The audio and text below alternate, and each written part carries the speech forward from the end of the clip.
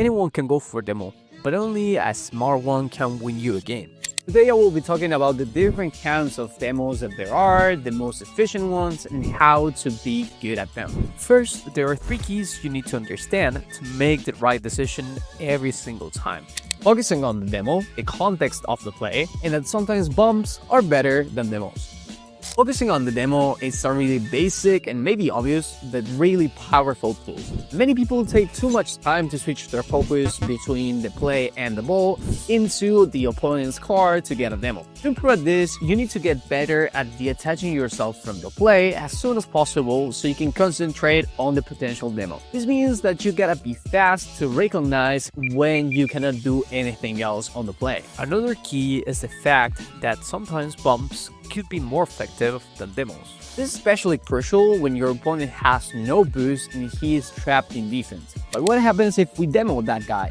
Well, he responds with 33 boost, so it might be an advantage for him. So in this scenario, it might be better to just get a bump on your opponent so you can open that little space for your teammate's shot. Also, for being able to demo people, you need to be going really fast, more specifically at supersonic speed. But what happens if you just miss a demo or you just jump for it and you don't land it? Well, your recovery will be trash. Instead, bumps can be done with really low speed if you time them right. Finally, we have context. Rocket League is an unpredictable game that has many scenarios. So it would be pretty much impossible for me to analyze all of them in just one video, so I selected the 3 most common or most effective scenarios that you will face. The first one is when you are attacking as the first man, you end your play, and you just rotate towards the opponent's net so you can pick up a demo on that defender. Or you can even go for the demo on the guy rotating through the middle. This one is really good and also really safe because you can have multiple options if one thing goes wrong. As I already mentioned, you can land a demo on the first man, you can land a demo on the guy rotating, you can even go for the big boost so you can starve the opponent team. And if none of that happens or you don't have a good chance to do it, you can simply rotate and you will still be in a really good position. But careful. The most important thing about this situation that you have to avoid at all costs is to overcommit for the demo inside the net, especially if you are low on boost. This is because your recovery will be too slow if you don't land the demo, causing you to be missing the next play and leaving your team without a third man. Another free demo that you can get almost all the time is the demo on the second man when you're rotating back.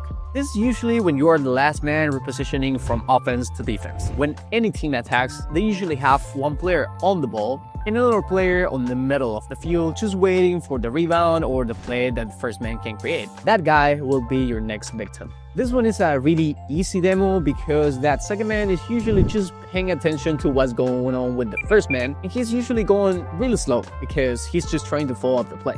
So picking it up should be pretty easy. Lastly, we have a scenario that you probably faced, and this one especially happens in 2v2. It's when in a 2v1 counter-attack scenario, you basically shield the ball from the opponent so he cannot get the save, and if he wants to go for the save, you bump him.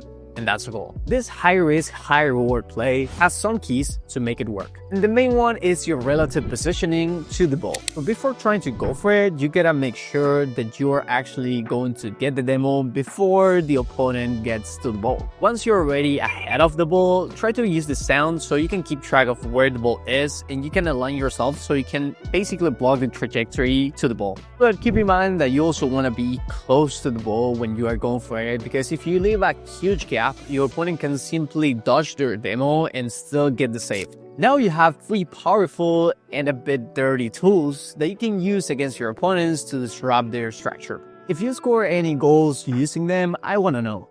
If you made it this far to the video and liked it, make sure to subscribe and don't forget to watch my video about how to stop missing open nets and the psychology behind it. And with anything else to say, thanks for watching and see you next time.